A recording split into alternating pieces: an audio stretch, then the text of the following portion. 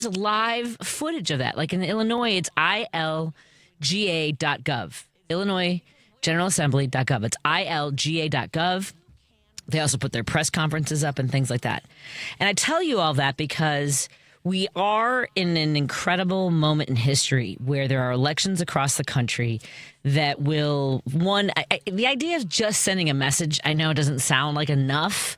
And I don't think scaring Republicans because it only depends on how Trump responds, right? If Mamdani wins in New York, I believe that he will suspend all kinds of federal funding support. And as Illinois Representative Cam Buckner just told Jonas Esposito, we can't say, oh, well, we're not going to send you the federal dollars that our workers, the money that's taken out of our checks and tends to go to more red states because we are a donor state. We are the ones that fund the SNAP programs in red states who have more SNAP beneficiaries than blue states. At any rate, these are the races we have to be paying attention to. These are the races that affect your lives every single day. And these are the races that the GOP, the Heritage Foundation, the Federalist Society, the billionaires have been investing in for decades in order to get to this moment in history. And I don't know if we stand a chance in the next election in 2026, but we certainly cannot simply roll over and just go, what difference does another election make? And I hope that the states and the areas of our country that had elections today are able to pull off. It's not a miracle. It's hard work. And it's investment in time and money and resources and energy. And I know a lot of folks have really put their hearts and souls into this the same way we did when we were working with the Kamala Harris campaign, the same way people were working campaigns like the Justice, now Supreme Court Justice of Wisconsin, Susan Crawford's race, when Elon Musk came in and was trying to buy the whole race. But I am a little bit torn today in talking about the fact that Congressman Chuy Garcia announced with the most minuscule amount of time that he was not running for Congress, that he would not be running for election after he had passed petitions, gotten all the signatures, meaning when you pass petitions, you collect signatures in order to put your name on the ballot. So with no time left for anyone else to say, oh, if he's not running for re-election, I'll get in the race. You know what?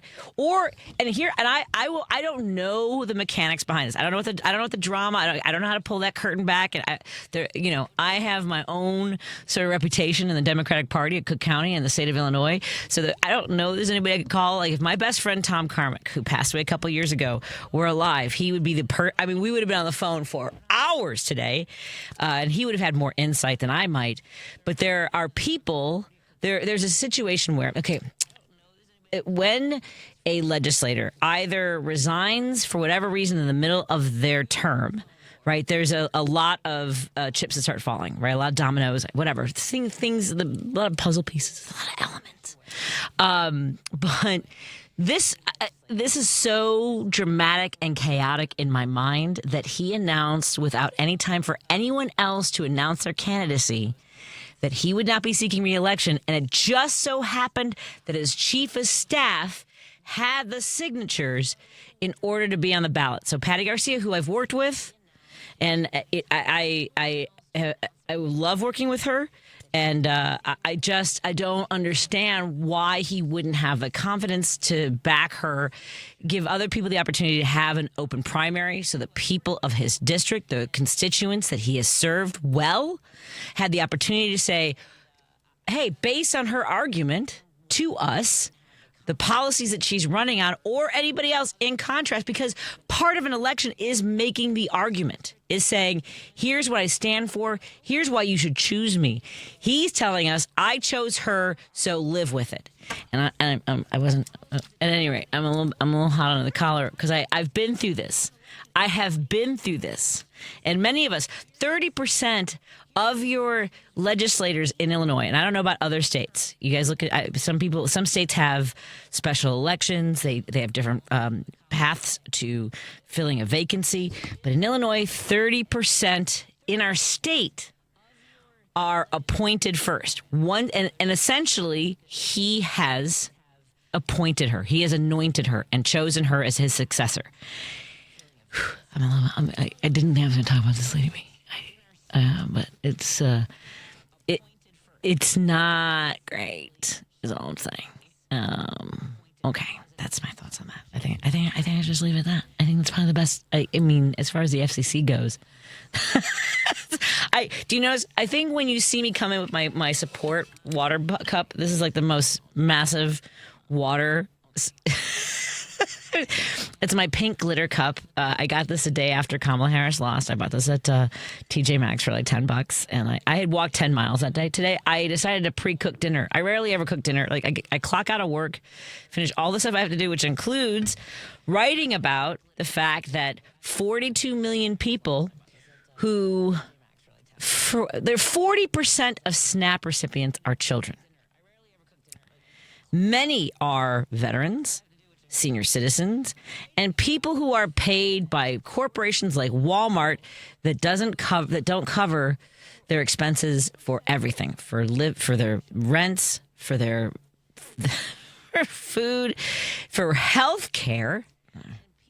Donald Trump woke up this morning with a bee in his toupee that, you know what, he's not going to pay any SNAP benefits until the Democrats open up the government because they keep voting against it. They don't keep voting against it. It's not voting against something when you keep just saying, how about now? How about now? Now you're going to vote for it? Now they're not changing anything. They're not negotiating anything. And the Democrats are saying, look, the premiums, the cost of health care insurance is going to double for folks, and we are holding the line so that come January 1st, somebody who's paying $600 a month isn't paying $1,200 a month. I don't. That's it.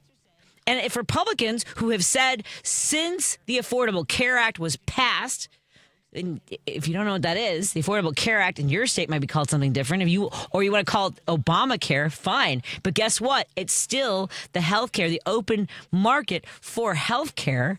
If they had a solution to make this better, if we had to have subsidies in order to make sure that people have access to it, then they should have come up with a solution over the last 14 years. Trump said, we have a big, beautiful plan. We're going to replace it. We replace it with something big and beautiful. We got something. From day one, nothing, not a thing. And Mike Johnson has said, Speaker Johnson, Trump, as he mentioned, he calls him his little puppet. I guess maybe that's why they picked him, because he's tiny and he's got kind of like a big Pinocchio head. He looks like a little bobblehead.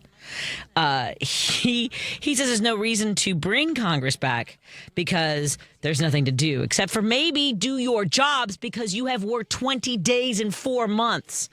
Did I come in hot? I feel like I came in hot. I feel like maybe I needed to have, is everybody hydrating? I don't think I took my own advice. Mm-hmm. All right, then. Thank you to all of our sponsors for making this last 15 minutes of yelling possible. I hope that it is to your liking. I'm going to start with Pride Coffee Roasters because, Lady B, guess what if there's one thing I was going to do, I was going to bring your coffee, which is the Peru blend today. It's just Peru. It's a single origin bean. It's silky oats, vanilla, and honeycomb roasted on October 13th. It should have arrived to you not long after it was roasted. I apologize, but it has been sealed and in my fridge after I ground it up for you. It's from the Rodriguez de Mendoza region of Peru. So those are the bags that you get when you order your Pride Coffee Roasters at pridecoffeeroasters.com. There's a lovely sticker on the back. And they also have some cool swag. I do not know if they currently have the hoodie that I am so proud to have on the back of my hoodie, my very cozy hoodie. It says, sounds gay, I'm in. So there's my hoodie right there. But they have T-shirts and totes and all kinds of fun things for you to enjoy on their website. That's pridecoffeeroasters.com. You can also go to source.solar. That's source.solar. Make an appointment with Peter Sorellis. And maybe it's time for you to get solar panels on your house or business because there are some incentives that are running out this year, but they have found a way to make sure that you can maximize your dollars and do better for the environment. That's source.solar. Even with the incentives expiring, Peter will help you out and make sure you have that investment in front of you for the future. Let's also thank our friends at Minocqua Brewing Company. Go to minocquabrewingcompany.com. And thank you for the kind words that folks are leaving on the Substack. When we get comments, it lets me know, one, that someone's reading my columns every Monday for Mocha Monday.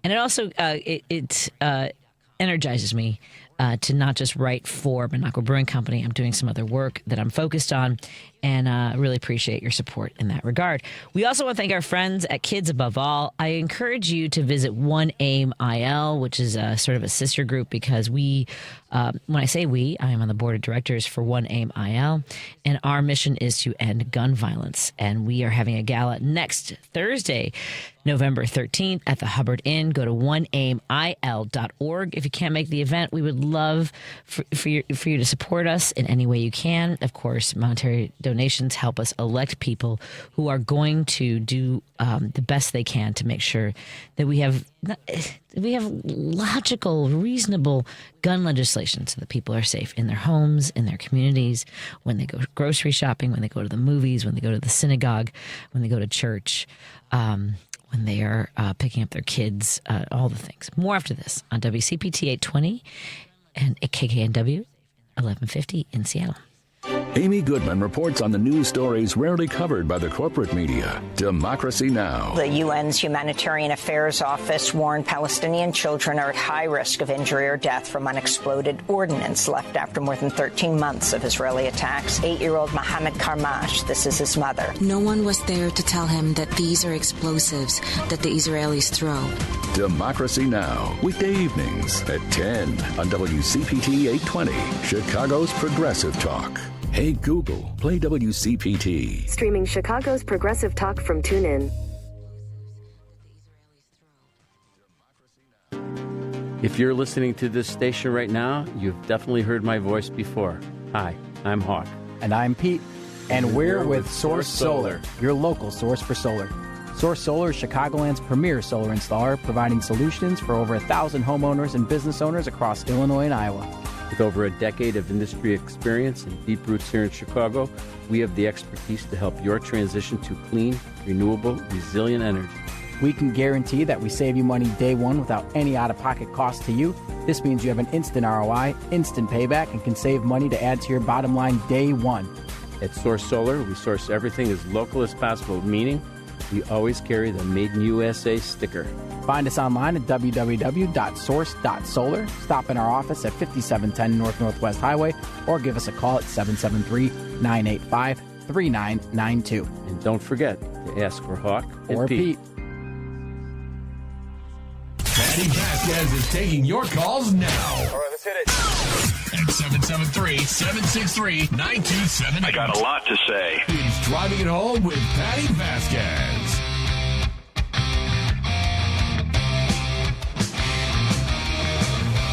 Thank you so much for joining us as we continue to drive it home. I'm your host, Patti Vasquez. We got a text from the 847. Someone said finally. I don't know what that meant. Just finally. Jill in Evanston texts, like the fire and fight versus the sad yesterday. It is sad. Oh, was I too sad? Was I too sad yesterday? I was exhausted, so I apologize. Yes, I'm fired up. So thank you for joining us. I have our callers joining us. 773-763-9278 is the number to call and join our conversation anytime. Coming up in just a little bit, we have Claudia Quesada, who's a singer-dancer, and she has a one-woman show that only has tickets available for Saturday. Most of her shows are sold out this weekend, so we'll learn more about that in just a few moments. We're also going to talk to Conor Brown, who is the Chief Executive Officer of Northwest Illinois Alliance of Realtors, talking about the real estate market here in Illinois, especially considering the Rockford area, now that they also have Metro service, which is exciting. And at 6:30 in studio, Daniel Tully, who's running for the 8th Congressional District, will join us with his... Oh, I'm just very excited for that conversation. Let's get to our calls. Jim in Chicago, what's on your mind, my friend? Patty, this is terrible, but I'd love to run to Bovino. Any gin mill in the city, just me and him at like 10 o'clock in the morning. I give two Social Security checks to have that done. But anyway, to what? To run into him? What did you say? To run into Bovino. I'd like to run just into have Bovino. a conversation. Yeah. Not for nothing. Just give him a what for. No, I'd love. Are you kidding? I'd love to run into him. He's such a punk. Yep, we got that. I like that you said punk. Anyway, he's really a punk. Anyway, consider this, Patty. Trump illegally won't fund the entire, the $8 billion to the food stamp recipient because he only wants to give half. And then I heard that they sent up smoke signals or what, but 5 of these Republican House members are willing to pass this 2-year extension on our health care system, which has got to be done. Because you could imagine, Patty, if I got up and I got an extra bill, and I was paying $700, I got up and it was $1,400. I mean, I'd be like, well, good luck. You give it up. You just give up your health care because you couldn't afford it, and then you're throwing people your premature death. You're giving them premature death. That's what they're doing. Yeah. I mean, let's face it. If you can't, my God, if you can't get, say, for instance, you're a diabetic or you've got an appendicitis or whatever the case may be. All of us have gone to the hospital at one time or another. Sure. And if you don't, but the point is, everybody, even these Republicans, have got to go. But you're actually giving them premature death, and this is to millions of Americans. Now, then this guy running New York, I think he's fantastic. And the BBC's got him out. He's a socialist. And what's a socialist? Like they don't know. They know exactly what. I mean, European politics have been loaded with socialism for Christ's sake since the beginning of the time. It's the social democrats, the social Catholics, the socialists, the socialists. So they know exactly what's going on. Yeah. But you got to keep in the news. You got to keep Trump in the news. Oh, God, yeah. Yeah, but think of this. They've got to come to the meeting here. They can't go on like this. Patty, we can't be going to the years of ICE running around Chicago and just picking people up. Hey, Stephen Miller wants 3,000 a day across the country. That's how many people, by the way, have been disappeared off our streets.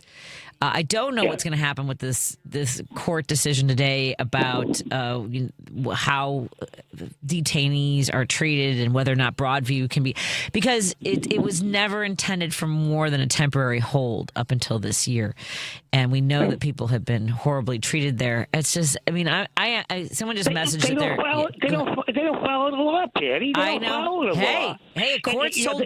I know, you know, if anybody knows. But the point is, we get a decision in our favor, like we got a decision from Judge Ellis, and they ran over.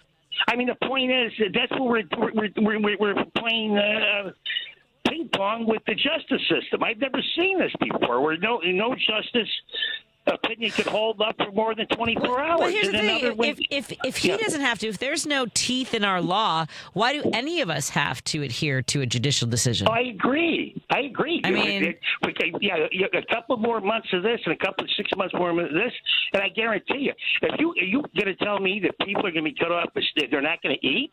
They're going to eat one way or the other, Patty. Yeah. If you pick up a history book. I mean, anytime you starve the population, they're not going to take it. They'll just steal.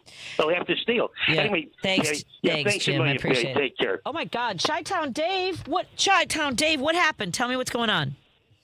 Well, yep. I remember hearing a couple of weeks ago that ICE agents had visited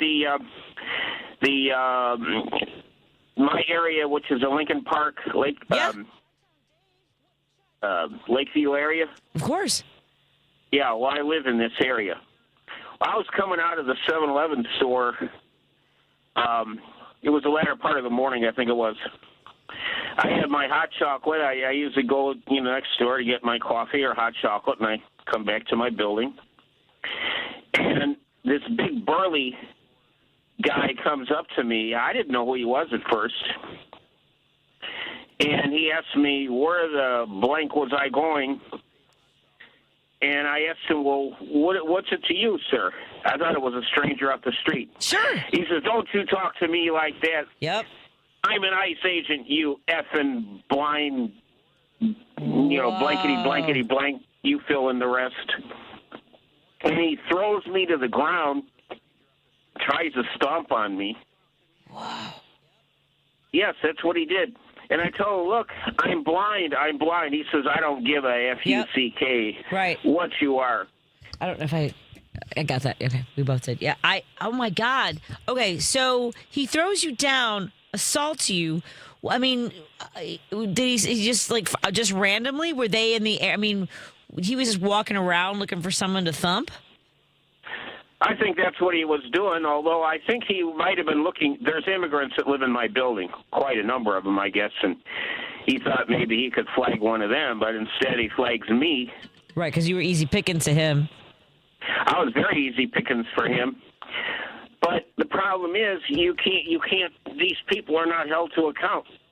Oh, my God. Oh, man. I'd never be able to file a lawsuit against them. They're federal agents. Do you have any way of finding out there's a possibility that there are surveillance cameras at the 7-Eleven that you were at? Not on the outside, no. You've already asked about anything like any ring cameras. I mean, in that area, there's a possibility. I mean, like, okay, I would say this: even if you don't want to, file a police report to the best of your ability. Do you have anybody that you feel comfortable enough to go to your closest police station? Because you can file a police report. I filed a police report 7 years after an assault. To at least have a record so that when things are stabilized and we can start going after people, they have this in their database. They have the information. The Chicago police can't do anything about it. I'm not saying I'm saying have a record. I know that. I'm saying to have a record, to have a file number for yourself, so that when we are going after these people, when we are holding them accountable, you can say, "Hey, here's my police report. To the best of my ability, I'm blind and I was attacked." Would you feel comfortable doing that? Is there anybody that you could go to the police station with? Yeah, I've got friends, but talk to them. This ICE agent told me that if I dared to tell anybody, he would kill me. He said he would kill me. Yeah, but he says, I know where you live. He doesn't. Did he take your driver's license? I didn't show him any ID. Yeah, no. So he doesn't know that you. Look, he doesn't know who you are. He doesn't know, he's not listening. If he's listening to the station, then I apparently should wait for a car outside when I leave. But I would talk to some of your friends. Call me back again. Let's have this conversation, because I was told. Look, I've talked about this before. When I ran for office, I had to come forward because Lindsay LaPointe talked about how she's the only person who could help girls in cases of sexual assault, and I was raped by a neighbor when I was 3 years old. And because I started talking about it publicly, I talked to a CPD detective who said, put it on the record, because that person, because he was a teenager, might still be doing this to people. So I might not get justice. You might not get justice, but we need to have a record of this so that it needs to be accounted for in some way, even if it's just to be, here's another instance. Here's where this happened. Here's what happened to somebody. Like it's part of the history of this. So if you feel comfortable, find someone to sit down, talk to them, and say, you know what, I'm thinking about going to the police station to file a police report. And if you want to talk to me, I can find someone who can help you do this. Well, the problem is these are federal agents. This is Dave. Chicago's Progressive Talk, 820 a.m. That was not me. Why is that going? I didn't and hear online at anything. WCPT820.com, Pause. Sorry. where facts matter. That is really weird. I didn't hit anything. You're listening to WCPT. Okay. That's a problem. I shouldn't have killed that. But Dave, please consider making the police report. The but part. I don't know what I don't feel like I'm cutting through the but part. It doesn't. They're not going to come get you. They're not. I mean, they already did. How much worse? I mean, like, do you think they're going to? Are you afraid that they'll kill you now? They've already thrown you to the ground. What? Right now, the worst is already, part of it's already happened. The guy said, he says, I know where you live, and I'm going to come. Yeah, but he doesn't know who you are. If I find out you reported anything, I'm going to come back and kill you. But they're not doing. Then that's all the more reason to put that on the police report, that he threatened to kill you. Dave. I mean, Well, not doing something is they're more gonna ask me, dangerous. well, what did he? How did you? But that's you didn't. They're going to tell me you didn't see him. You know, you All didn't. right. You don't know who it was, and they're going to say it's. Yeah, I know. For all you know, it could have been a stranger on the street telling you that. Well, these people don't even dress up as ICE agents. They look like any other person on the street wearing a mask, if you can see the mask, of course. But I understand that, but I'm telling you, doing nothing is worse. It simply is for your own safety and for the safety of others. I definitely have to go to the break now because I fixed it. Dave, consider it, okay, and call me back. I gotta run. Thank you, my friend. All right, thank you. Thank you for sharing your story with us. It's horrible that happened to you. I'm meteorologist Ray Miller from the Weatherology Weather Center. Look for clear skies tonight with a low of 53 degrees and southwest winds at 15 to 30. Wednesday, lots of sun and a high temperature of 59 with northwesterly winds at 15 to 30 miles an hour. Wednesday night, clear with a low near 40 and northwest winds at 10 to 20. Thursday, lots of sun with a high temperature around 56. And for Friday, chance of rain with a high of 62. That's the latest Chicago weather update. Right now, it's 61. This is Chicago's Progressive Talk, 820 AM, WCPT Willow Springs, and online at WCPT820.com, where facts matter. The Rick Smith Show. What comes of all of this chaos? Because look, it's fun to watch. It's interesting to watch as they're literally falling on their face. What does it mean to us? How bad does it get for us? We, the working people of this country, who honestly don't have the kind of wealth to weather a storm, the ones who are going to probably lose our homes, to people like Donald Trump, who does have the wealth to weather the storm, or at least the credit. The Rick Smith Show, weeknights at 7 on WCPT 820. WCPT 820, Chicago's Progressive Talk, where facts matter. Strong Chicago continues to lead the way with progressive values and in preserving democracy. Your support of the Minocqua Brewing Company Super PAC efforts in Wisconsin and beyond strengthens the fight against MAGA Republicans. You can now purchase progressive beers like Labor Lager, Love Wins Fruited Sour, and the Resistance IPA in Chicago at Rogers Park Provisions, Diversity Beer, Wine, and Spirits in Lakeview, Park West Liquor, Wine, and Beer in Lincoln Park, Logan Square Liquors, and Tip Top Food and Liquors in Westtown. Visit MinocquaBrewingCompany.com for all their Chicagoland locations. As always, no matter how bad our sports teams are, please drink responsibly. Welcome back to Driving It Home with Patti Vasquez.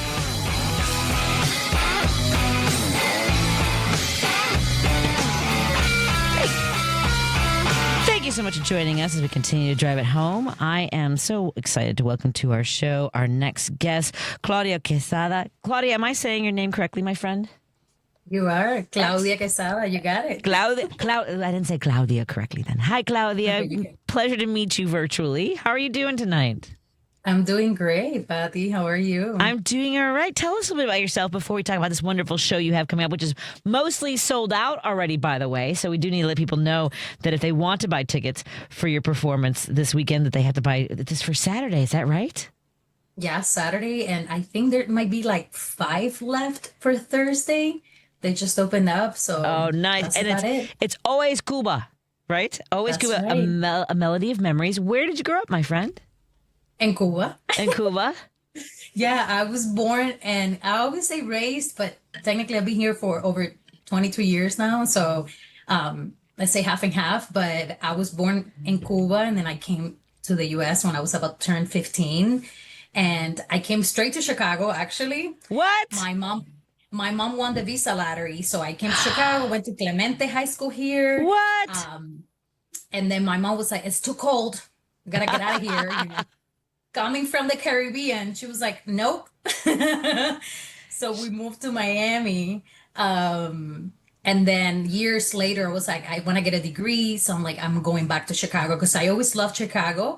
I say when you come from countries that they're not advanced, the first city that you see is the one that you fall in love with. I feel. And so Chicago was that for me. So I came back in 2015, and then the rest is history. I've been here, and I always done singing since I was little, so I've been doing theater in town since officially my first show was like 2017, I think, the official show in Chicago professional. show was in 2017. So, well, and coming here when you were 15, because that is, that age is when we, a lot of kids are listening to the radio and developing their sort of sensibilities to pop culture. What was some of the music that you listened to at that time? Like what was as you were coming to the United States? Oh my God. Well, at the time it was like Nelly, the Spice Girls, because in Cuba they're playing, Nelly, the Spice Girl, the Backstreet Boys, NSYNC. That was like amazing. What I would listen to, which I laugh because back then they'll have the cancioneros. I don't know how you call it, but the CDs will have the lyrics of the songs printed. So would sing the song. And so I thought I knew English. So I knew all the songs until I got here. And then I'm like, that's not what I've been saying this whole time. Totally different. So that's what I'll be listening to, if in part of like what we call American music in Cuba. But that's, to be honest, that's how it helped me learn English. Right. Because that makes sense. When I printed the actual lyrics when I got here, and then I'll be singing the actual words. So it helped me a lot to learn English. So I always tell people, if you want to learn English, make sure you listen to music that you like, because you're going to be inspired by it, and then look for the lyrics, and then I will look for the meaning of the words translated to Spanish. Then anyway, so that's wonderful. And you mentioned that your mother won the lottery. It was a Visa lottery. Yeah. Yeah, and so like, how hard is that for folks who don't understand what it meant to be able to leave Cuba? And qualify for that lottery, or to I'll get take your number pulled. To the lottery is a lottery, right? So it's kind of like, think of lottery with money. The chances of winning it are minuscule. very rare, right? And so the U.S. has this program that I know it's more than 80 countries. Don't take my word for it, but around the world, they have this program to prevent, the undocumented immigration to the United States, for lack of a better word. So that's there. And sometimes I feel too that with countries like Cuba or certain countries that they might have some political issues, they have that extra incentive or whatever. You want to do this, we'll give you this. I don't know much about it, but so my mom applied just for fun. One of her friends at work had the applications. Just and for fun. We would like to leave Cuba for fun. Sorry. Yeah, well, not for fun. No, I know what you mean. It was just like, we have an extra one. Do you want to do it? My mom was like, okay, whatever, I'll do it. Right. So I guess it was more that. And my grandma at the time was like, yeah, you should do it. And she did it, but it was just like, okay, whatever. But I guess, it's not for fun. It was more the word of like the chances of. Right. She didn't take it seriously. She didn't think she was going to, whatever. She didn't take it seriously. Gotcha. That's the thing. So she was like, whatever. Right. And then we got chosen. So. And why did she choose? Did she choose Chicago, you said? Was that? No, in order to come here, it's so funny because I talk about this in the show. So I'm loving that you're asking me this question. Because originally I didn't write it, and Miranda, who's directing me, but also helping me with the development of the script, she was like, you have to tell me more about it, because I don't know as an American, even you're talking to me as if I know, but I don't know. I was like, oh my God. But Chicago, in order to, the government, if you don't have someone that could be your sponsor and said the person's going to help you so you're not being a burden for the government, they'll send you whatever that person is. Okay. So the person that helped us was here in Chicago. So you had a sponsor in Chicago? Yes. Okay. Because I have a friend. I don't know if you're connected. I mean, I don't assume all Cubans know each other, but in entertainment, perhaps. I don't know if you're familiar with Yenny Alvarez. She was in the series La Familia Beltran. She was when her family fled Cuba. And so she tells this story too. I mean, everyone's got their unique story, don't they? Right. And so I love that you're bringing this to life for folks, because I think there's sort of this concept of Latinos that we are sort of monolithic, and we know that we're not. And especially Cuba, I think, has such a unique story in contrast because of where it went with the government, with the politics, right? Mm-hmm. And the generations, right? Because I did a show once that it was the Cubans that had come in the 60s before the revolution, 1959. And so those people came, they had lived prior to the revolution and a couple of years after. And then you had the people who came in the 70s with the La Operación Peter Pan operation, and then and the Mariel in the 80s. And then you have me that came in 2000. So it was interesting to see our perspective of the government or how we thought about things. Because I'm like, I was born with nothing. Yeah, that's all I knew. Right. If for those who had something and lost it, for them it was always it was the argument of like, you new generations, like, I just didn't know. I didn't have anything to compare with. Right. This is all I knew. Tell us about the role that music plays in Cuban culture and what you bring to the stage to tell part of your story.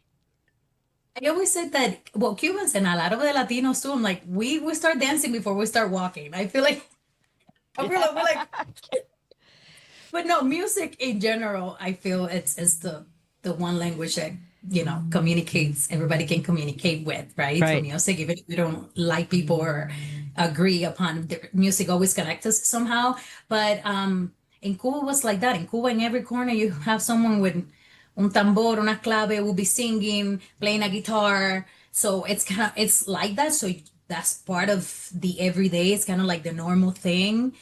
And for me, I like to sing since I was little. So music, it's always, I'll be talking to someone, and then if I say someone, then I'll be like, someone. I'll make things up of like anything related with music, even though it might not be the same actual word. So I do a lot of impromptus like that. So that's why I'm like, for the show, I was like, I need music. I don't know if you can hear it, but I have Norberto, the guitarist, playing, because I'm at the theater right now. But I was like, music is the one thing that even if you don't understand the language, because I sing a lot of the songs, well, all of the songs I sing them in Spanish, because there's other songs that I know. But even so, when I have non-Spanish speaker audience, they still connect, right? Because it's all about feeling it. I'm like, just close your eyes and feel it. Don't worry about what I'm saying. You're just gonna feel it. Just feel it. Yes, we are talking to Claudia Quesada. She's her performance of Always Cuba is a new one-woman show. Yes. It will be at the Urban Theater Company, produced by Michael Kendo, who I've had the pleasure of working with for over 23 years. They're partnering to bring a musically rich new one-woman show. And it's going to be again this weekend at Urban Theater. What's the best place for folks to get tickets for the event? I'm trying to find the best place. MikeyOShow.com. MikeyOShow.com. The show runs from Thursday, November 6th through Sunday, November 9th. However, many of the shows are sold out. What do we have tickets left for? Congratulations, by the way. We have tickets available for Saturday, correct? Yes, there's a couple, very few left for Thursday, and the rest is for Saturday, like 8 or 10 for Saturday. Just for Saturday then. Fantastic. So again, go to MikeyOShow.com for tickets. Let's take a break here. We'll continue our conversation when we come back with Claudia Quesada, Always Cuba, this weekend at the Urban Theater. More in a moment on WCPT 820 and KKNW 1150. Hey, honey, what are you doing? Studying for a math test. You want some acupuncture? Acupuncture can help with tests? Yeah, that was the subject of my published doctoral work. My research showed that one acupuncture treatment before a test improves memory by 9.5%. That's almost a whole letter grade higher. And it reduced procedural errors by 36%. That's all from one treatment. Additional treatments help more. Wow, I want some of that. I have patients who will come in before final exams, SATs, MCATs, and other tests. And we've seen this technique help older folks with things like dementia and Alzheimer's. Can I get acupuncture too? I have a vocabulary test coming up. Acupuncture can help remedy problems, but it can also help a healthy person perform even better. Come see us at Chicago Community Acupuncture at Milwaukee, Devon, and Nagel. Call us at 773-853-0920, 773-853-0920, or what's the website, girls? Chicamacu.com. This is WCPT 820, where facts matter. No detours, no distractions. Just bold ideas and real talk. This is Driving It Home with Patti Vasquez.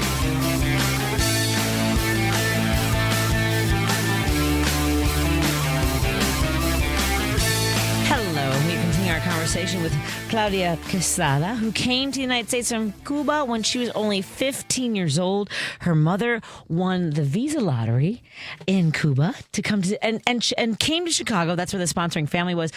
When you came to Chicago, Claudia, and her one-woman show this weekend is Always Cuba at the Urban Theater. Go to MikeyOShow.com for tickets for Saturday. There's a few left. Okay, so you come to Chicago when you're 15 years old. What time of year did you end up coming here, by the way? Summer. It was July. So you were tricked. You were lured. Yes. Yeah. It was a slow transition. I was like, oh, I love it here. So in the United States, Chicago has the second largest Mexican population in the country, and I contend that they had to have arrived maybe April, probably May, and so by the time November rolled around, they were like, "Whoa, it was just too late to go." When did you first? When was the first realization? Do you remember the first time you're like, "Oh, this is this," or your mom? No, I do remember the funny story was because when winter started coming and you get your gloves and stuff, and I was in a public transportation. I remember I was coming to school and someone gets on the bus with like a black hoodie and all I can see was their eyes. So in my mind, I'm like, oh my God, we're gonna get atacados. Somebody's gonna I got so scared because I've only seen that in movies when people try to ¿cómo se dice eso? Atacar, to rob a bank. Yeah. So I'm like, oh my God, somebody's gonna rob a bandit, the a bandito, bus. yeah. Yes, un bandido. And I was like, so I sit in the back and I just kept observing. Yeah, the person just come in, hold on to the handle and just stay there. And I was like, oh, so they're not going to do anything. So the entire ride, I'm just like eyes on this person because at some point they're just going to rob someone. That was in my mind. And then I get out of the bus, nothing happened. And my friend was like, girl, no, it's just the winter is so cold that your face gets dry. So people... Just keeping the wind off their face. Welcome to Chicago. Yeah, so I was like, oh my God, that makes more sense. So now I laugh because I bought myself one. Sometimes I wear glasses. My friends are wine. I'm like, my eyes. They cry. It's too windy and cold. And yes, but... Yep. And then you had to move to Miami? I'm always like... Yeah. I'm always like, why am I in a city that hurts me? Oh, it feels personal too when it hurts you, doesn't it? When it gets that cold, like the polar vortex was particularly brutal. And so your mother decided to move you down to Miami. How old were you when you moved to Chicago to Miami? I was at the time 17, so I was here for 2 years, and then I moved to Miami and lived there for 10. Really? Until I came back. And how was that? I've never been to Miami. The culture is so funny. I'm like, I write all of this. I'm not giving a lot away, but I write in the show the culture shock because in here I was the only Cuban. So all my friends in high school was Cuba, Cuba. That's why they call me Cuba. Then you get to Miami, and to me, I'm like, okay, I'm one more of the millions. But also it was just being here for 2 years. My friends were all Puerto Ricans, Mexicans, Central Americans. Right. So I changed my dialect. When I'll talk in Spanish, I'll say a lot of Mexican words, Puerto Rican words. I feel like I blend my vocabulary, expanded to an extent. Sure. Now I say many things. Going to Miami, I was like, oh my God. People were like, you're Cuban? Are you sure? I'm just like, yes, I am. Oh, poor Claudia. You're trying to prove her Cubana. Yeah, because I had to be good morning. And I was so quiet. And I was like, oh my God, Chicago, everybody's so nice that I think that I learned the good things. Yet I'm in Miami, good morning. And they're like, you're the quietest Cuban I know. Oh, yeah. You're I'm working because your brain, you have to work on overtime when you're trying to fit in and then and shine too. Because now, when did you start performing? I started in high school, started taking classes, but then professionally in 2007, as soon as I graduated from high school, I started taking acting classes. Okay. So my first performance was in college in 2008.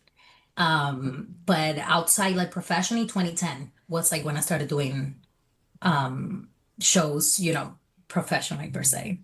And so what was the decision to make a one-woman show? Because that's putting it all out there. That's saying you're filleting yourself on stage for people. It's I always say it's been in the making for over 20 years. Okay. Not 20 years. I am so lying to you. 10 years. I'll take 20. I wouldn't have known. I'll make it like, oh my God, 2 years. It should be amazing, but no, I would be making jokes and all my friends have been like, Clau, you should put it in text. You should write a show. You need to tell a story. So for the longest I've had that, but I'm like, whatever. So I always kind of like wanted it, maybe fear of like, I don't know if I can do it, or I don't know. All I know is like last year was a year that I auditioned for a lot of shows that a lot of the characters were Cuban and I didn't get cast. So I took it personally. Yes. And I was like, why am I not being cast? Do we know what the casted actresses were or the Ended up actors? being from somewhere else. Mm-mm.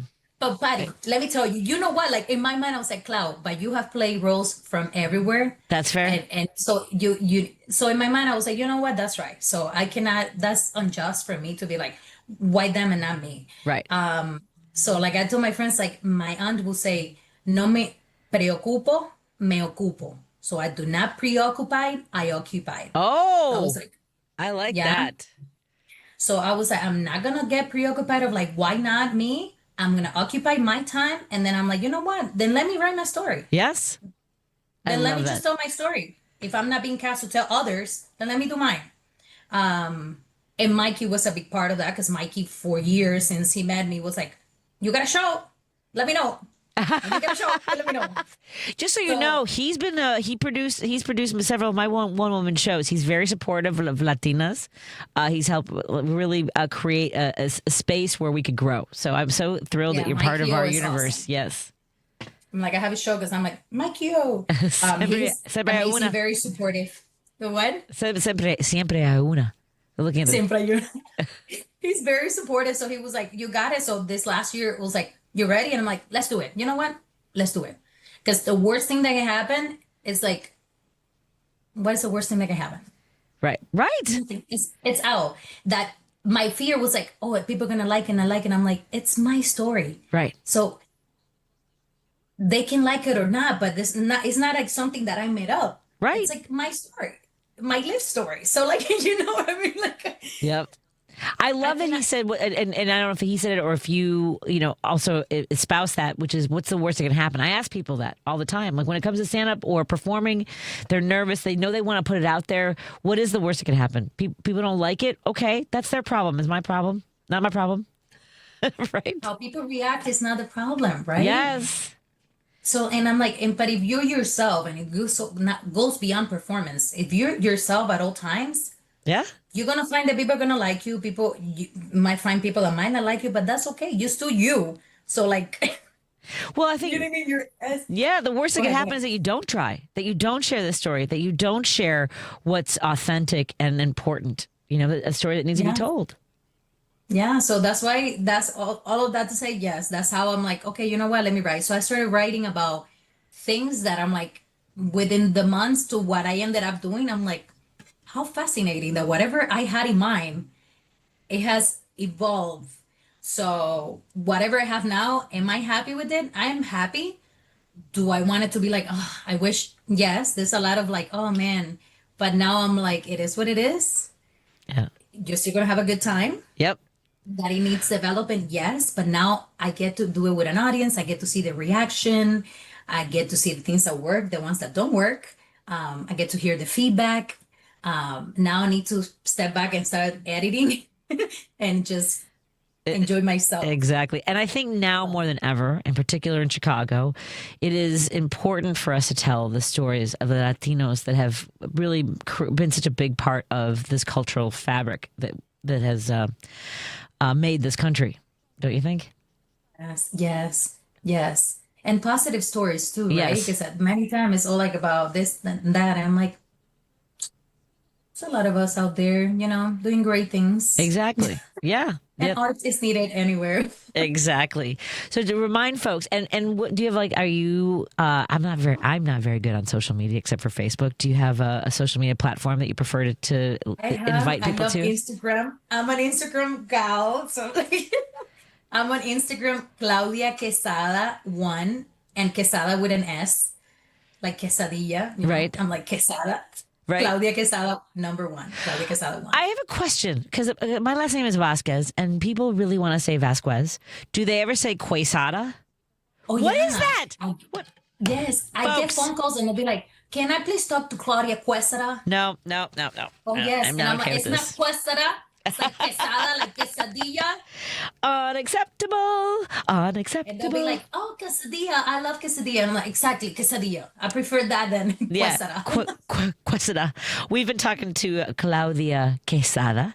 She's a local Cuban actor and writer, and this is a one-woman show coming to the Humboldt Park community at the Urban Theater, and we're so excited that most of the performances are sold out. However, you should go and get your tickets for Saturday. Go to MikeyOShow.com.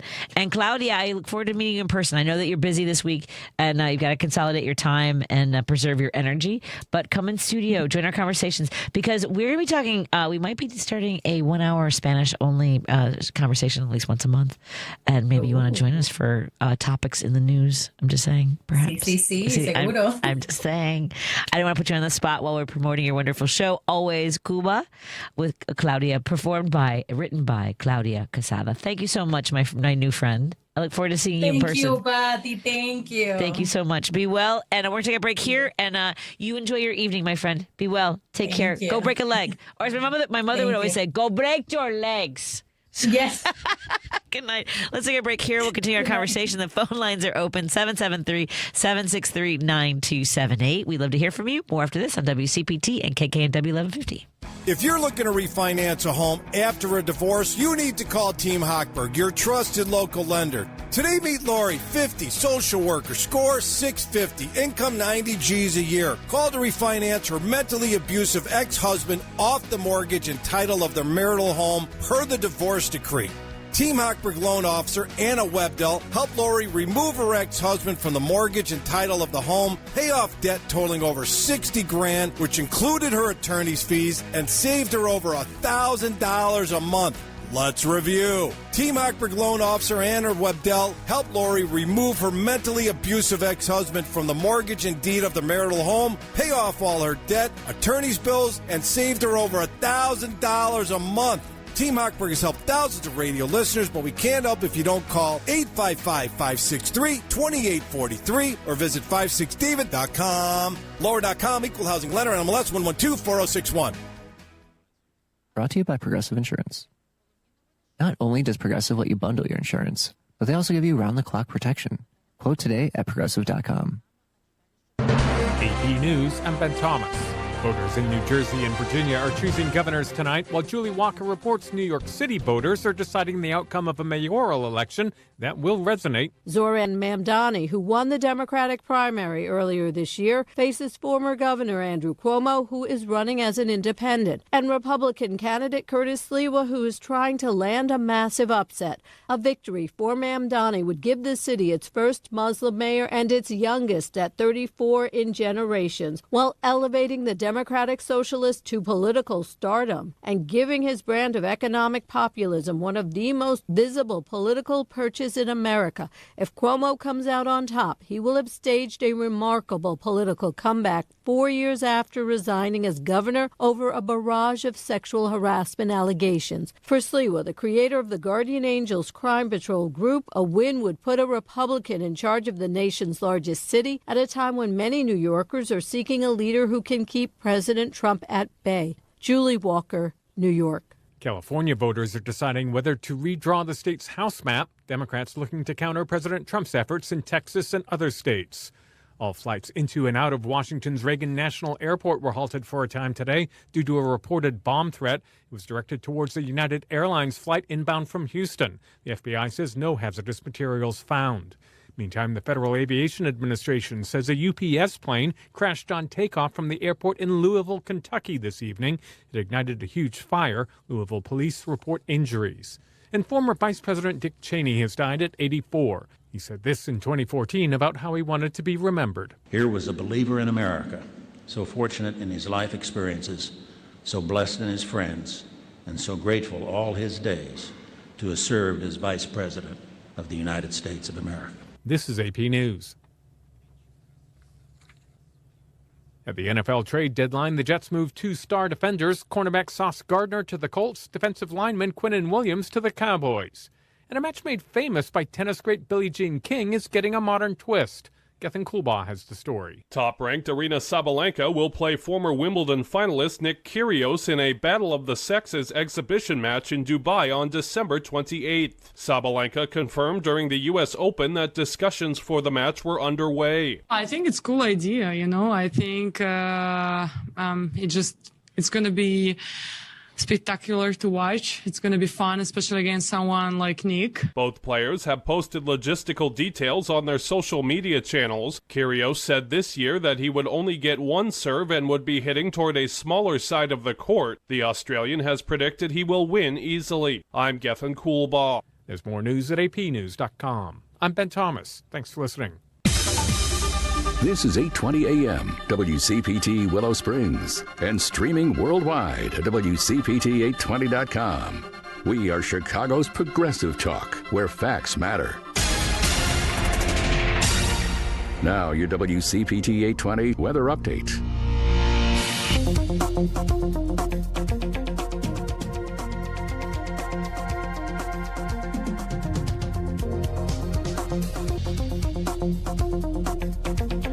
I'm meteorologist Ray Miller from the Weatherology Weather Center. Look for clear skies tonight with a low of 53 degrees and southwest winds at 15 to 30. Wednesday, lots of sun and a high temperature of 59 with northwesterly winds at 15 to 30 miles an hour. Wednesday night, clear with a low near 40 and northwest winds at 10 to 20. Thursday, lots of sun with a high temperature around 56. And for Friday, chance of rain with a high of 62. That's the latest Chicago weather update. Right now, it's 59. Progressive knows you've got enough to worry about in life. Hi, it's your life again. Feel like another year is just slipping away? Yeah, remember all those New Year's resolutions you made? You still haven't finished the first book. Just 19 more to go. I mean, if we're being honest, it wasn't a very realistic goal. Have you ever considered that you intentionally self-sabotage? So, what's that about? So, let Progressive protect your home and auto, because you've got enough to worry about. Progressive Casualty Insurance Company affiliates and other insurers not available in all states. Babes, what are you doing? What? I'm just mowing the lawn. No, it's blazing hot and dry out here. Don't you remember? Smokey Bear says. Avoid using power equipment when it's windy or dry. Where'd you learn this? Oh, it's on SmokeyBear.com, with many other wildfire prevention tips. Right. Thanks, honey bear. 'Cause remember, only you can prevent wildfires. Brought to you by the USDA Forest Service, your state forester, and the Ad Council. You're listening to WCPT 820, because facts matter. Driving it home with Patti Vasquez, Patti Vasquez. From global conflicts to greenhouse gases, the folks refusing to wear masks says, and politicians getting caught grabbing asses says, she's driving it home with Patti Vasquez.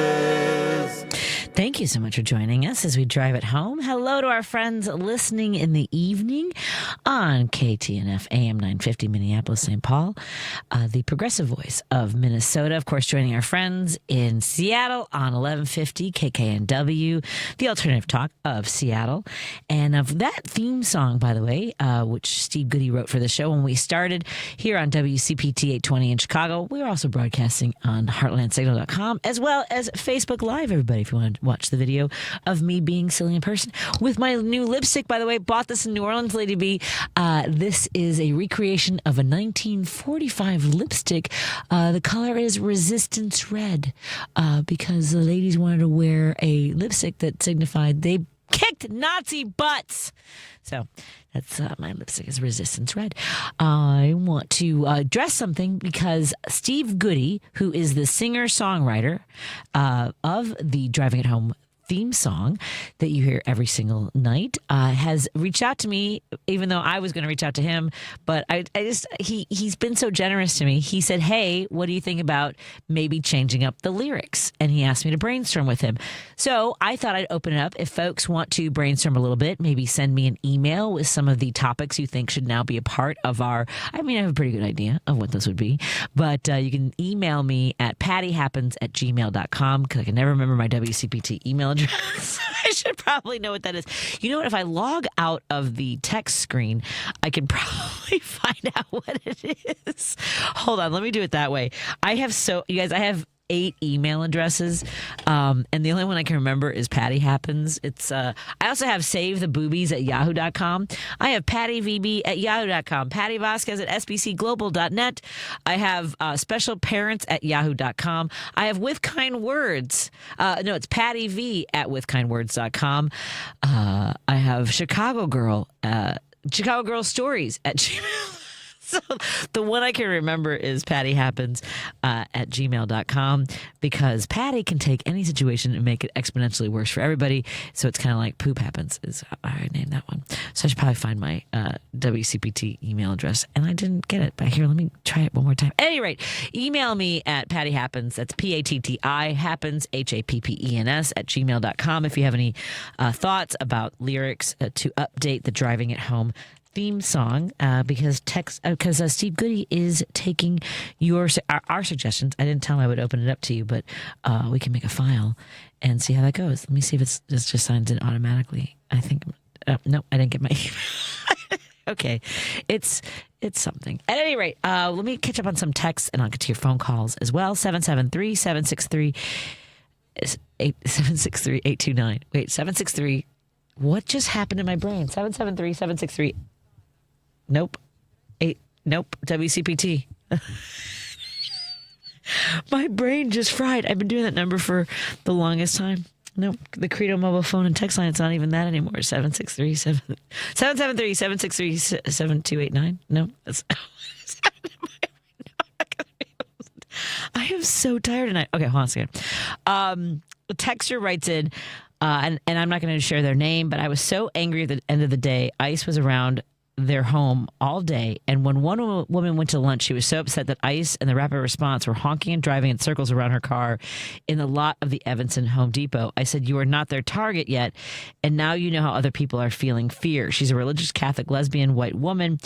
She's like, "Don't get involved, don't record them, you can get fired." I said, "They might not be coming for the rest of us. They might not be coming for the rest of us now." I'm just saying, I'm implying that, but you need to step up for other people and children who are being taken. Document. Yeah, I saw ICE vehicles on the side of the road on the Jane Addams, and like my brain didn't click in because I was on the expressway, but I slowed down because I knew it was one big black SUV.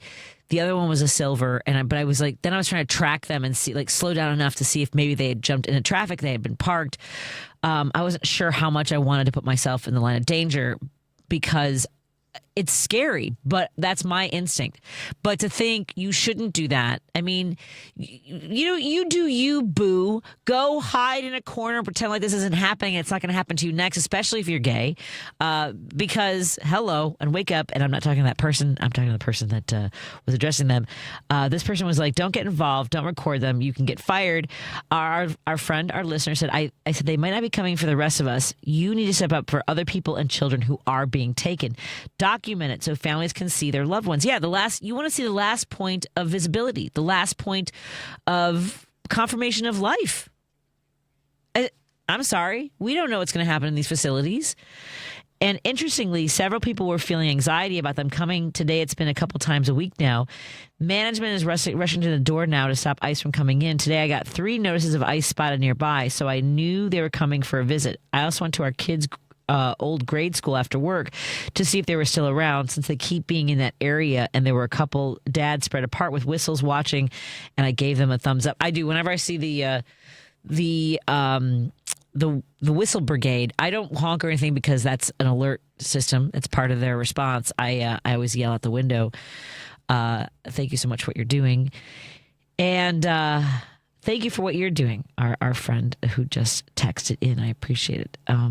It's a lot. This is a lot that's happening. And the other thing is not just documenting, the video part of it, but also get their name. If you feel comfortable enough to say, "What's your name? What's your birth date?" We've talked about this before. Some people are also sharing their phone numbers so you can call their loved ones. There are people who are being ripped out of pickup and drop off lines at grade schools after they drop their kids off. So now their child's at school. They don't even know that their parent won't be there at the pickup line later. They're just disappearing people. I don't know how else to impress this upon you, that this is happening, that ignoring it is no longer an option. You can go ahead and continue and act as though your life is going on. I had to do one of these team building things today at my day job, and they said, write down the thing that's bothering you the most, right? What's weighing on you right now. And a lot of people had very important things that were going on in their lives. But for me, it is the ICE kidnappings. That is it. That is, it's not that I'm scrolling through all the time. It's that I've been to Broadview now. I've seen the ICE agents on the side of the road coming back waddling with their baggy pants and their toddler ICE vests. They're from Etsy, knowing that they're getting more aggressive. That Stephen Miller has said we want to accelerate. That Donald Trump has said I want it to be worse. I want to see more violence. Okay. At any rate, hey, David in Chicago, how are you doing today? Yes, I'm doing very good, Patty. Thank you for taking my call. Of course. I'm an old man. I lived through the Great Depression, World War II. Oh, David. Hi. I wasn't in the war. I know, but you would be about my dad's age because my father was born in 1933 during the Depression. Okay, he got 1 year on me. I was 1934. Okay. Oh, hi, David. Talk to us. Yes. What's on your mind? What I would like to say is, we go to ball games and we buy a scorecard. Well, I got a little scorecard on this individual that's in the White House. Okay. I don't believe, in my view, that he's running it. It's the Heritage Foundation. Yep. He's just a stooge. Yep. And unfortunately, what he's doing to these people supposedly illegal, they're not all. And that's just being a bully and doing a terrible thing. And I want to give you a short list of what this man accomplished in part of his life. He immediately attacked, when he got in there the first time, news media, called it a fake news media. Well, he had a fake students, and he had to pay $25 million. Yep. He wanted to ever bankrupted a casino. Yep. And at a beauty contest with Billy Bush, he told Billy Bush to grab these young girls by the private. Yep. Shame on him. He was accused of rape. Yep. But he got away with it. He paid off secretly Stormy Daniels with hush money. Filed for bankruptcy 4 times, 1991, 1992, 2004, 2009. He was convicted in New York, 34 felonies. He's the only felon that ever got into the White House. Mm-hmm. And I believe our other Americans that made a mistake in that felony, they should be erased so they can get a job. Yeah. And one more thing. Anybody out there likes Hulk Hogan? He was over at Trump's victory party. He ripped off his shirt. Yeah. Well, guess what he is? He's nothing but a squealer. He ratted on his fellow wrestlers. They were trying to get a union, and he turned around and told Vince McMahon, which is a billionaire, about it, and he killed it. Yep. So anybody who likes Hulk Hogan, they got a problem. So that's about it, Patty. Well, David, I have questions now because I'm so honored that you called in today. It's not easy, sitting on hold, and I so appreciate your thoughts on this. David, where did you grow up? Bridgeport. Southsider. Okay. Yeah. So tell me a little bit about have you been listening to WCPT for a while, or are we sort of a station you've come across recently? Oh, I've been listening maybe about a good 10 years. Oh. And when it was Air America, or 15 years maybe. Okay. Yeah, it was Air America, then it went to WCPT. Yeah. Because David, not for nothing, you don't live in the most liberal areas of the city, so I'm guessing you got a lot of neighbors that are MAGA, huh? Yeah. You mean in Bridgeport? Yeah. Yeah, I don't live there no more. Oh, you know. Yep. but we still go down there and take care of some property, you know. Oh, I gotcha. Where'd you go to high school? Tilden Tech. Tilden Tech. Did that go by the side? Did that close a while ago, or is it still around? Yeah, I started school there in September of 1948. 48, because my dad would have been at Lane Tech a year earlier, obviously. Oh. Yeah. So did you take shop classes, trade classes? Yes, I did, but I didn't stay there long. You didn't stay there long. How come Huh? I didn't stay there long. They told me to leave. I was misbehaving. See, I think you and my dad might have been. My dad was asked to also vacate his seat at Lane Tech. He ended up at Waller in Lincoln Park. Yeah. Okay. I know, but yeah. Yeah, he was. My dad would maybe get into a couple, 2-3 fights and walking. He got in trouble for walking on the grass and smoking in the boys' room as well. I'm just saying. Well, you guys came of age. You were teenagers during World War II. I mean, you've lived through so much. This must be so inconceivable to you to be at this point in our history and think, how did we get here, huh? Yes. Yeah. And you know, all the men and women, I remember we had Victory Guard. We're in World War II. And the things they did, we had one guy on Normal Avenue that he was a bomber pilot. He flew 26 missions over Germany. And to think that we got this guy in the White House, which is a fake, and a guy that avoided Vietnam, hates the military. He hates them, but now he's using them. Yeah. Shame on him. Shame on him. Well, David, I again, like I said, I'm so honored that you called the show, and I look forward to talking to you again, my friend. We'll get each other through this, right? Pardon me? We will get each other through this. Yes. Yep. We'll be well. Okay. I'll talk to you again. Okay. Thank you so much. You're Take care. welcome, Thank you.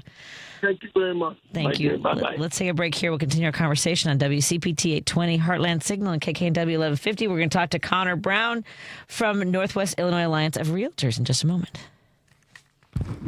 A better life with Dr. Sanjay Gupta. Do you take any supplements? And if so, why? If it's because your doctor told you to, that's great. But if you're pouring money down the drain in pursuit of a promise made on the side of a bottle, you are probably wasting your money. I recently sat down to talk supplements with Dr. Peter Cohen, who leads the supplement research program at Cambridge Health Alliance, part of Harvard Medical School. He had 3 main pieces of advice. Number 1, look for a stamp of approval from NSF International or U.S. Pharmacopoeia. Toss everything else, plain and simple. Number 2, look for single ingredient products. Otherwise, you might not know the ratio of one ingredient to the other, how fresh each one is, or the process by which they are blended together. And number 3, be skeptical of any claims.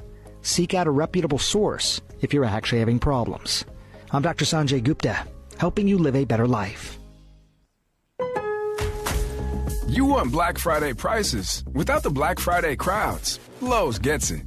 We check the calendar, and Christmas is coming early. $99 is all you need to grab your favorite select 7-foot pre-lit artificial Christmas tree for the holiday season.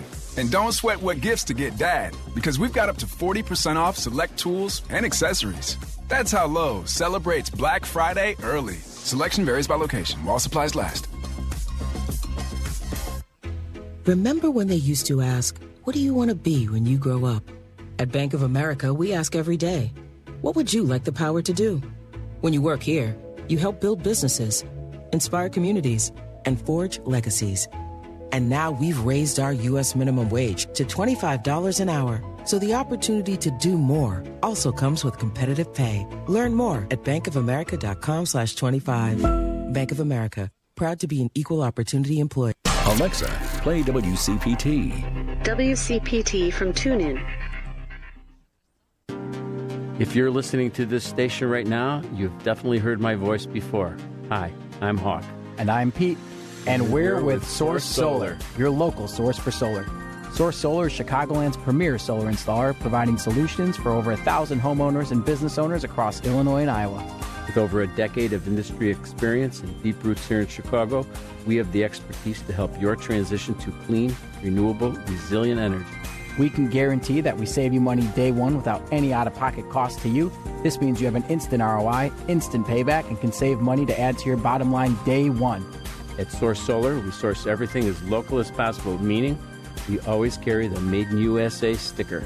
Find us online at www.source.solar. Stop in our office at 5710 North Northwest Highway or give us a call at 773-985-3992. And don't forget to ask for Hawk or and Pete.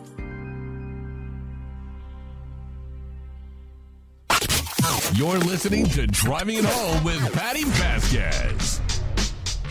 We also want to thank our sponsors. Are You Really Winning? You can go to areyoureallywinning.com. If you're wondering if you or someone you love might have a gambling problem, betting, gaming, wagering, gambling can take on many forms. And for some people, it can lead to financial problems, relationship problems, depression, and anxiety. Call 1-800-GAMBLER or text GAMB to 833-234. And we'll be having these conversations in the weeks and months to come. And thank you to Are You Really Winning for your sponsorship and support of Driving It Home with me, Patti Vasquez. I want to thank our sponsors as well, PrideCoffeeRoasters.com. That's PrideCoffeeRoasters.com. Lady B, I think we have a guest on the, we're supposed to call a guest on the phone, Conor Brown from Rockford. Sorry, my fault. No, because there's so much information on these sheets now.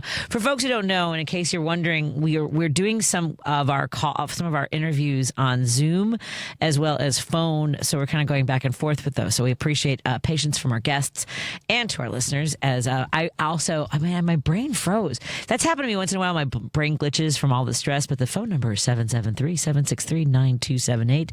That's the number you can call or text. Joining us on the line in just a moment is Conor Brown, who's the Chief Executive Officer of the Northwest Alliance of Realtors.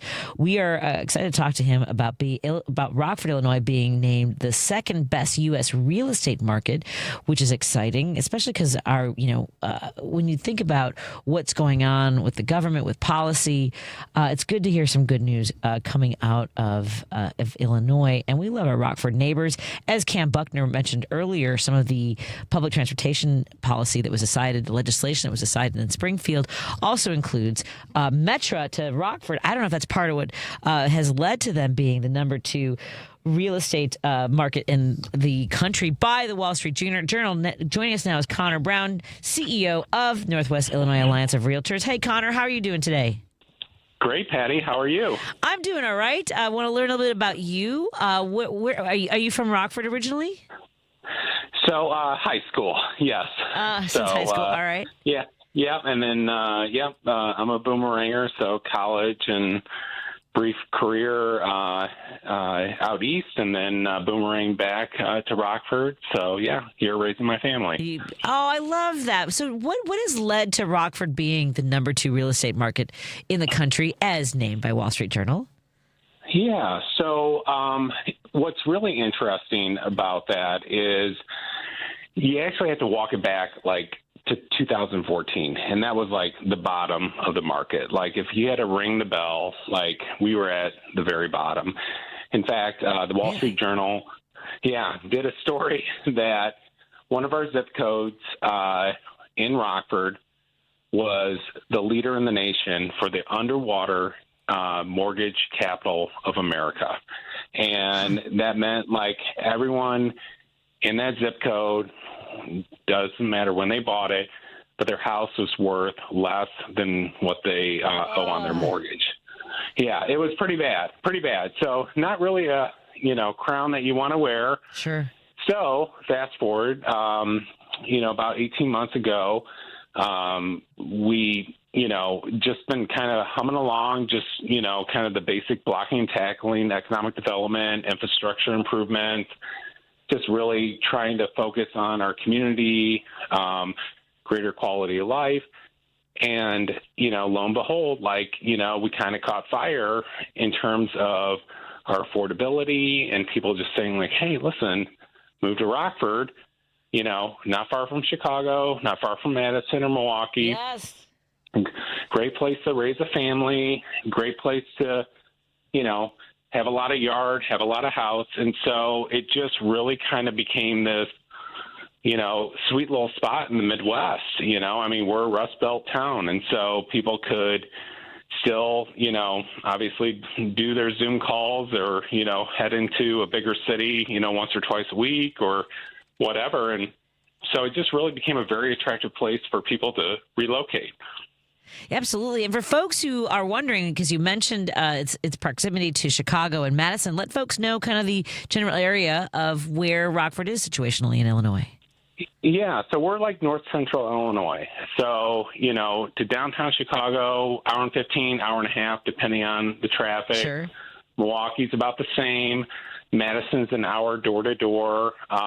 So it's just really, I mean, I hate to put it this way, but you can be anywhere in Rockford in like 20 minutes. Like, it doesn't matter. So if you're on the Far East Side, downtown, if you want to go to any of the suburbs or, anything like that around Rockford, like 20 minutes. Like, it's only annoying if you have to sit through a light more than one cycle.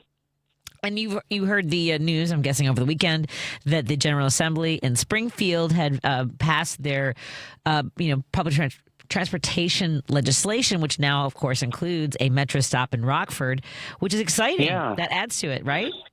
It is. And, anytime you can add an amenity like a metro station, bring trains out to Rockford, and it just kind of speaks to, what we have going on. And I referenced this earlier, like, some of the quality of life aspects of Rockford. I mean, our downtown is amazing. Like, for being a community about 150,000, a little over 300,000 in our metropolitan area, there's just so much going on. Like, it doesn't matter, like, whether it's our city market on Friday nights during the summers or all the concerts, our new casino. Like, there's just a lot going on. So, just to have that additional amenity is just another feather in our cap. No, it's fantastic. I love Rockford. I've performed stand-up comedy there quite a few times, and I'm trying to remember the name of the Italian restaurant. I think it's like Francesco's. Does that sound familiar? Yeah, Francesco's. Yeah, it's amazing. It is, and they built, like, since I first did my comedy show there, I was the first comedian that performed there, and then they have this amazing performance space there now too. They've really expanded, and I think that it reflects how much Rockford has really grown, and it also there's a Stellantis, right? Manufacturing there as well? Yes, yeah. So, first, the Salamone family that owns Francesco's. I mean, it's funny. It's like just everyone's related to everybody, right? And they're just a wonderful family, and and we're really proud of all the local restaurants, and especially our Rockford pizza. Just like Chicago's proud of their deep dish. So yeah, it's just really, really neat. But yeah, Stellantis, I mean, anybody that has driven down I-90, up to Wisconsin, they've passed the Belvedere plant, and I mean, that's a huge announcement by Stellantis. I mean, formerly Chrysler. 3,000 jobs for the area. Yeah. I mean, it's a lot. It's a lot of economic activity, and even when it was in operations, it was one of the most efficient and best performing plants for Chrysler and Stellantis. So the fact that we can have it reopening with so many jobs and so much potential is amazing. But we really need the housing. So I think this is where it's going to really push Belvedere, Rockford, surrounding communities to start building more new construction homes so that we can help our workforce housing. Outstanding. Well, I congratulate you and everyone that has made the effort, has put in the time, the energy, the resources to uplift Rockford. Congratulations on being named the second best U.S. real estate market by the Wall Street Journal. Thank you. Where can people learn more information about the housing market in Rockford? Yeah. So obviously, Northwest Illinois Alliance of Realtors, you can Google us, but also through Go Rockford, which is our Commission and Visitors Bureau. They have a beautiful campaign called Made for Rockford. So people can go in there and they can see, like, what is it like living in Rockford? what's the cost of living? How does it compare to other metropolitan areas? And so we have a great partnership with them. And so if somebody's looking at relocating because they have a job offer, or maybe they're just moving for grandkids or whatever, right, just come check it out. So madeforrockford.com. Not that I want to encourage anyone to leave the city of Chicago or our sister suburbs. I'm just saying I do love just Rockford. Keep them in Illinois, there's right? Exactly. You got good food, Yes. good people, great amenity. I mean, all kinds of services that have been fortified over the last years. And I know State Senator Settlement has done a great job of representing you guys. Yeah, and I love working with him as well. So congratulations. He's amazing. Yep. Thank you. I know he's worked really hard to make sure that Rockford has everything it needs. And we look forward to having more conversations with you, my friend. Thank you. Anytime, Patty. Thanks for having me on. Have a great night. Our pleasure. Congratulations. Have a great night, too. Let's take a break here. When we come back, we'll talk to Daniel Tully, who's running for the 8th Congressional District here in Illinois on WCPT 820. Well, he's not running on WCPT. We're on WCPT and KKNW and KTNF. And the number is 773-763-9278. It was a glitch, folks. It's not bad for 5 years. One glitch. More in a moment. You're listening to WCPT 820. Here's the latest Chicago weather update.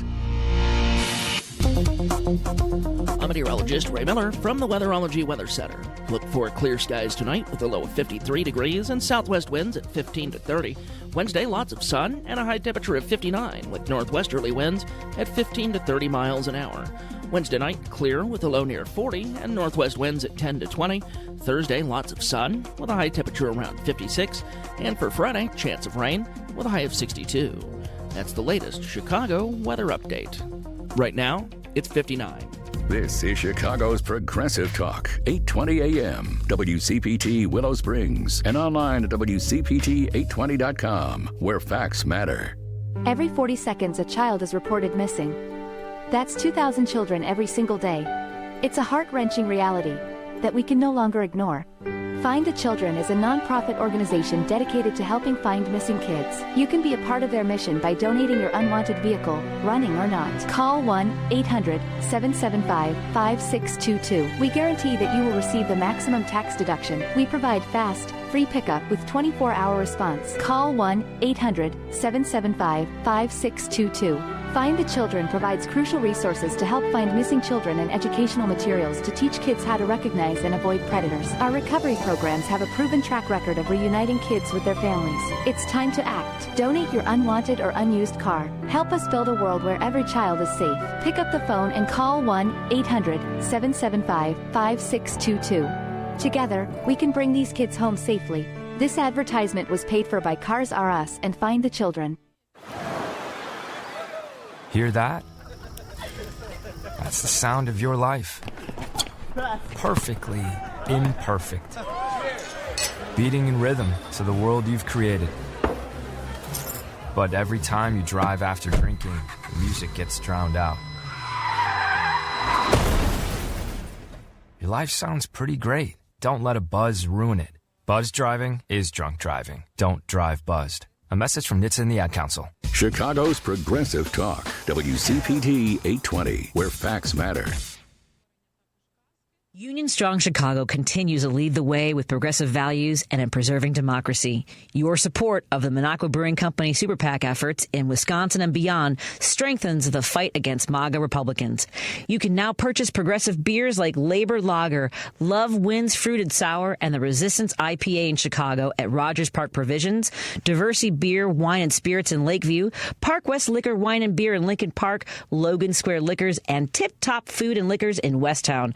Visit MinocquaBrewingCompany.com for all their Chicagoland locations. As always, no matter how bad our sports teams are, please drink responsibly. Welcome back to Driving It Home with Patti Vasquez. Thank you so much for joining us as we continue to drive it home. I'm your host, Patti Vasquez, and we've been talking a little bit about what's going on in Illinois when it comes to our races. Look, there are races happening all over the country right now. I know Virginia's polls have closed. We have a lot of moving pieces. We have musical chairs when it comes to a lot of races. One of them is for the 8th Congressional District, where Congressman Raja Krishnamurthy has moved on to run for Senate of the Senate of Illinois. And so joining us in the studio is one of the candidates for his seat, which is Daniel Tully. Hey, Daniel, how are you doing today? Oh, I'm doing great. Thanks so much for having me, Patty. You are so enthusiastic. I love this. And in the videos that you do, you're doing a great job of communicating your vision. So I want to learn more about you. So where did you grow up, my friend? I grew up in Downers Grove, one of the western suburbs. I love Downers Grove. My mom and dad were both nurses at Cook County Hospital. In fact, that's where they met in the 80s. Come on. And, they moved out after having my brother and raised me, my brother, and off of a union household, union salary. And provided a very comfortable middle class upbringing. And that was thanks, of course, to union and labor support. Wow. So are they still with us? I always feel bad when I ask somebody and they're like, so your parents, are they still in Downers Grove, or where are they living these days? They're still in Downers, and in fact, they're lilistening today. Oh, hi. So hi, I should Mom say and hi. It's lovely. So you grew up in Downers Grove. Were you do you remember any moment of when I was a kid, and I'm a little bit older, I'll be honest with you, my dad maybe was a Republican precinct captain and I was a prop for Reagan. I'm just saying. My mom loved Carter, so it was a very strange household. Do you remember your parents talking about politics when you were a kid? Yes. In fact, my mom was a Democrat. My dad was a Republican. George H.W. Bush, Republican, of course. Okay. That has changed since the Republican Party's been co-opted. Do you remember that shift for him? Trump, really. Trump Okay. is the person that gets his anger going, and it gets the blood pressure up. And don't do that, Dad. Take deep breaths.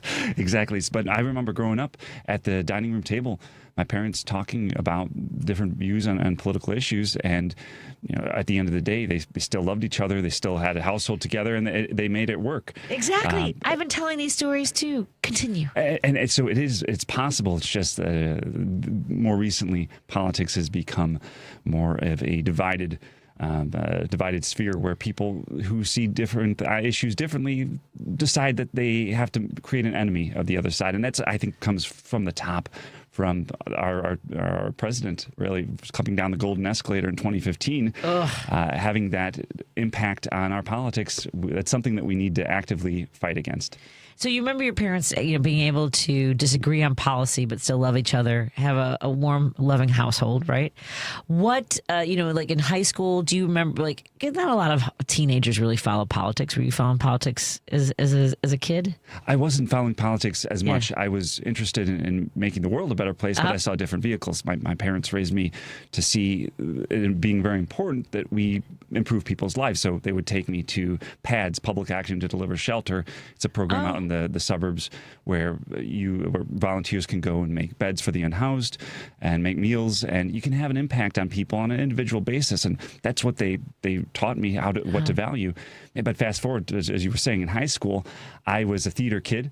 I aspired to Broadway, and yet there I saw Barack Obama running for president and seeing how he was able to use his oratory skills to be able to shape policy, or at least the vision for the country that he was putting forward.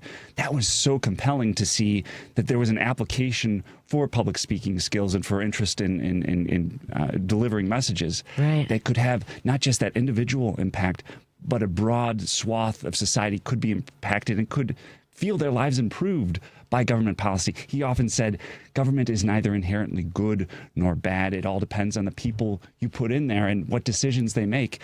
And so that really inspired and lit the fire for me in terms of public service interest and wanting to pursue a path, whether it would be as a staff member or as a GS employee, or perhaps someday as an elected official, that I could use government as a tool for good to improve people's lives. Yeah, no, I agree completely. I come from a different sort of path because I now work as a policy advisor for the state of Illinois, and that was entirely because I have a son who has severe disabilities. And I was thinking about this today. We were doing this team building thing in our office, and I have a lifetime of experience and relationships I've built in different places that inform the way I work on policy, which is, we all have our different path of getting there. So when you say that you were going to go, you had this dream of going to Broadway. So where did you end up taking, where did life end up taking you before this run for office? So that Broadway dream somewhat shifted in high school, and I that's when the public interest interest really started to go forward.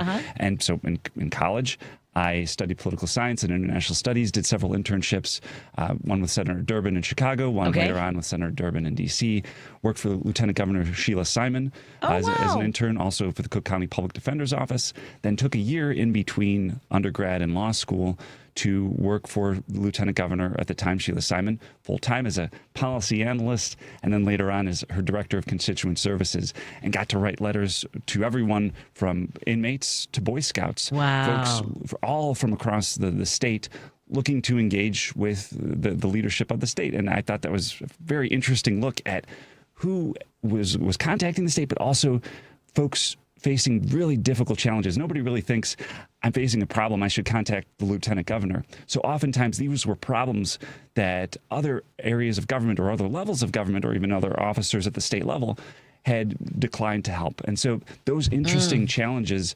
allowed me to dive in and deepen my understanding of policy and legislation.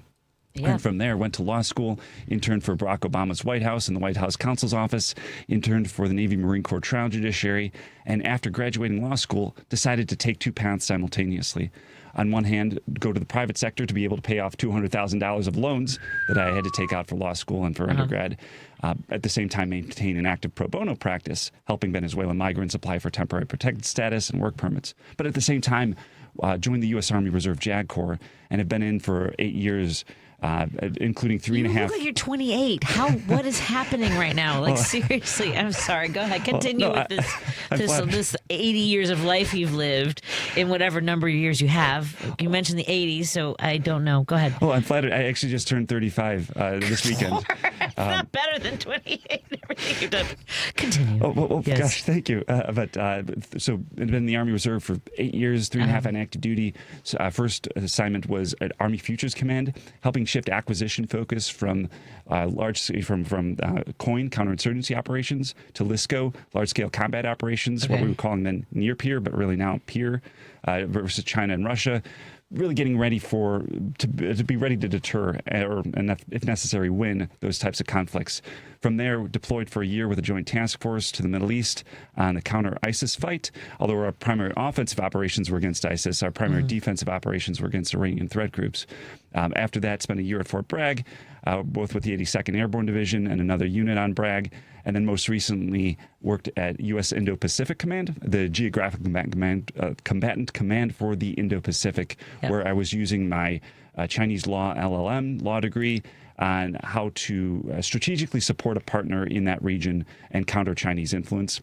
And that experience inspired me to do that work in the civilian side. So I joined the U.S. Department of Commerce, where I was working alongside the State Department and USAID and programs that were foreign assistance with the overall umbrella of countering Chinese influence in emerging markets. Well, as you would. Yes, it's a lot. It is, but it shows how invested you are. I feel like, and for folks who are listening who are like, man, he talks fast. How would you break all of that down? You know what I mean? It's like, you have such a wide array of experiences, expertise, that I feel as though you want to pack everything in so you can help as many people as possible, is the sense that I get. That's very flattering, and I appreciate the charitable interpretation. I've just been told that I talk too fast, so I also talk very. Do you ever? And you don't have to say yes, but do you ever think maybe you listen too slow? That's what I that's what I feel like telling people. That's me, not a candidate for the 8th congressional seat, Daniel Tully. I used to do a lot of jobs where I had to be on the phone, and they would tell me I talked too fast, and maybe I said the other thing.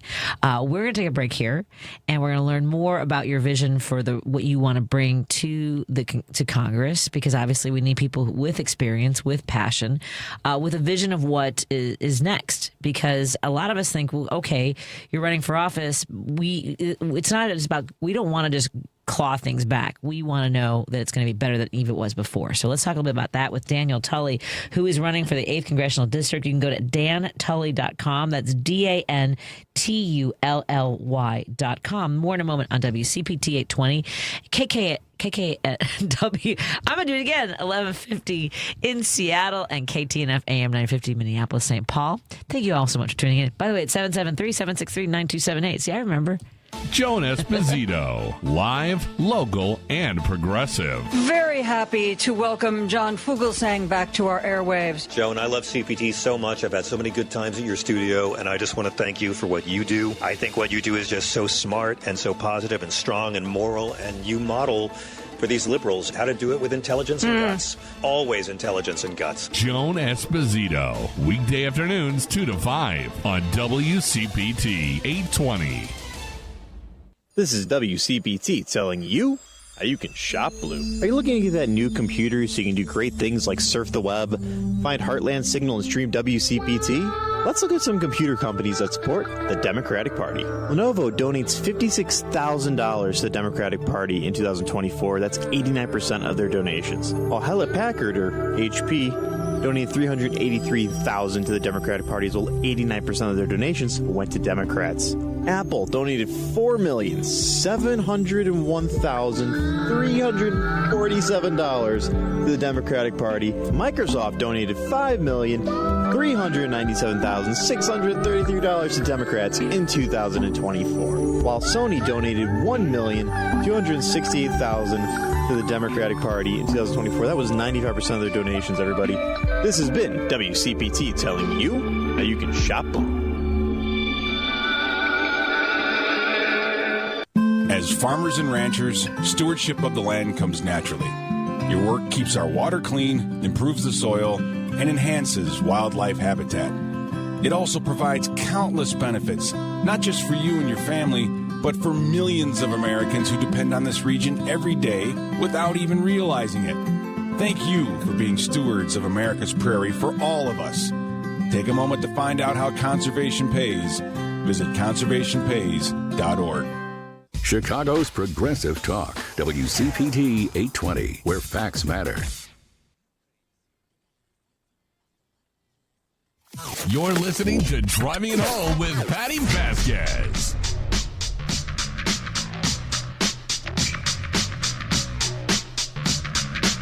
Thank you so much for joining us. We continue our conversation with Daniel Tully, who is running for the 8th congressional seat. If you're wondering what area of Illinois that is, it includes parts of, is it all of Elgin, parts of Elgin, Des Plaines, Schaumburg? Most of Elgin. Most of Elgin. So Elgin Township, Elgin. And then Des Plaines, you've got Schaumburg, Carroll Stream, Bloomingdale, Dundee. Goes all the way down to a little bit of Geneva as well. Okay. And so for folks who are wondering, by the way, because we do obviously have a lot of elections going on today, and we won't be live, but we will obviously cover all those tomorrow. The primary is on St. Patrick's Day. I would encourage people to be aware of when mail-in voting starts. When does early voting start? Do we know? That's like February... Early February. Early February. We'll keep you up to date, folks. I've been telling voters to go to the polls before they go to the pubs on St. Patrick's Day.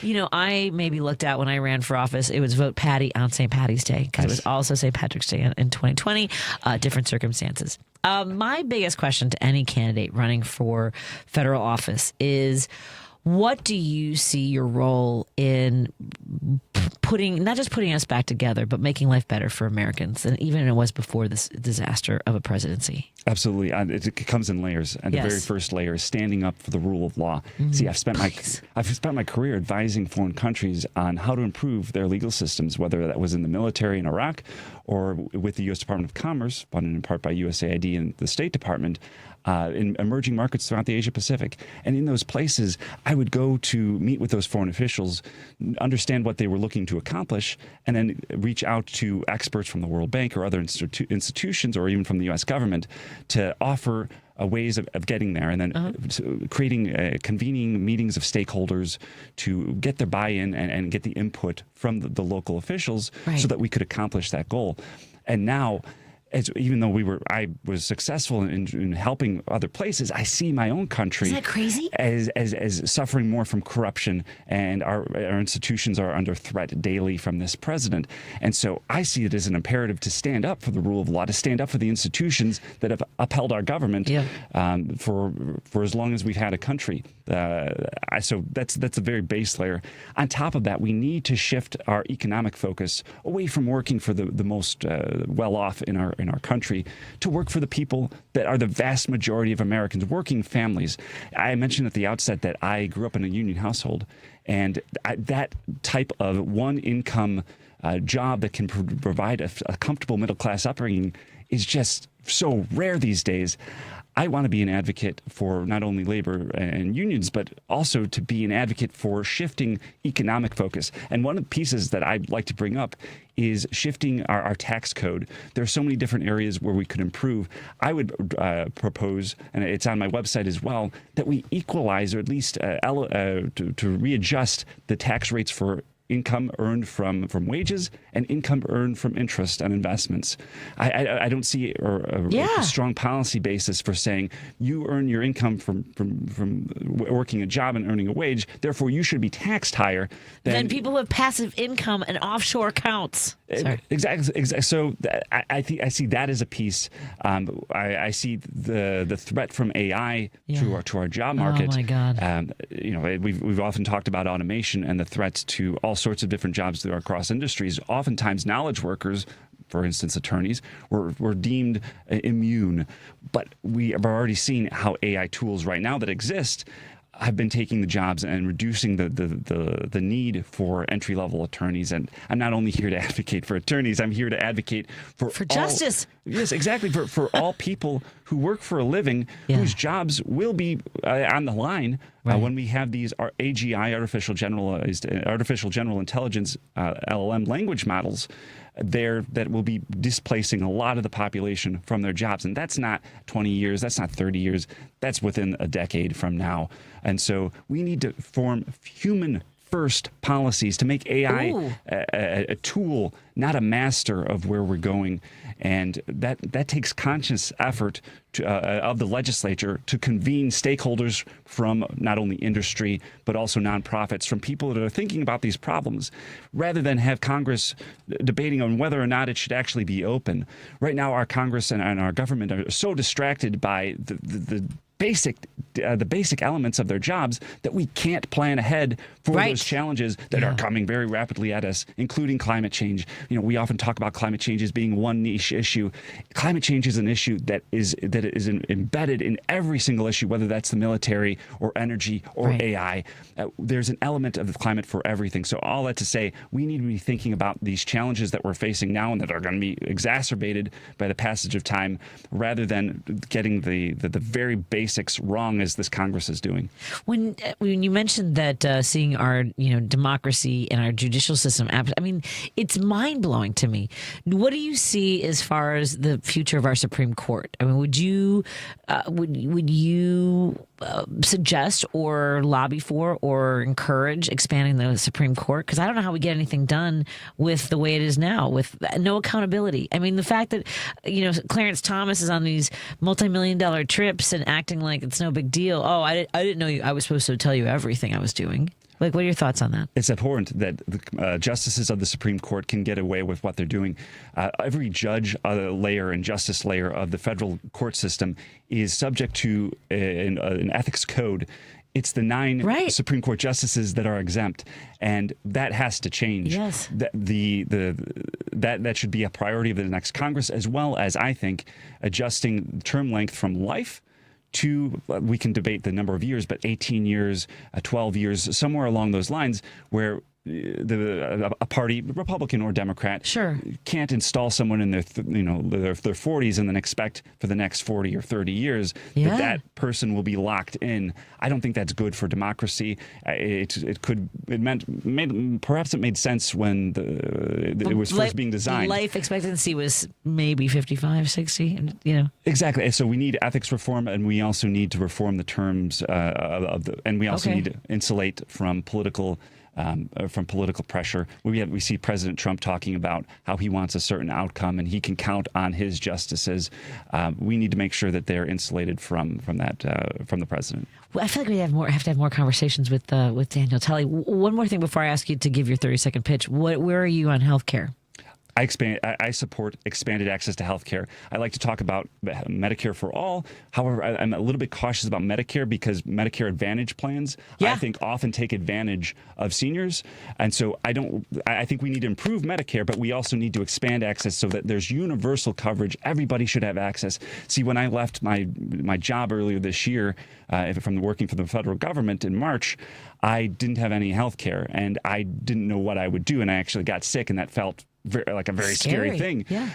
I think that everybody should have access to health care. I also believe that if the government is involved in paying for that health care through a Medicare for all type program, that brings drug prices down as it increases leverage that they have against the drug companies, cuts out the pharmacy benefit managers, and it also gives people a chance to seek preventative care rather than catastrophic care, which then will lower costs for the healthcare system overall.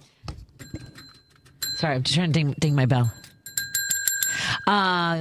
Give our audience your 30-second pitch as to why they should vote for you for Congress for the 8th congressional seat. Absolutely. First of all, I want to say thank you very much to Patty, and I want to say thank you very much to all the listeners who have given me an opportunity to come into your lives today.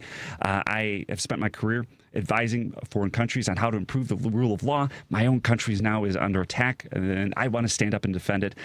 There are a lot of candidates in this race. I encourage you to check out everybody. I think I stand out as the only person with experience practicing the law, the only person with military experience, and having been impacted by DOJ. I can speak from a personal perspective about the destruction that this president has had on the civil service. I want to stand up to this president. I'd love to go to D.C. to advocate for you. Please check out dantully.com.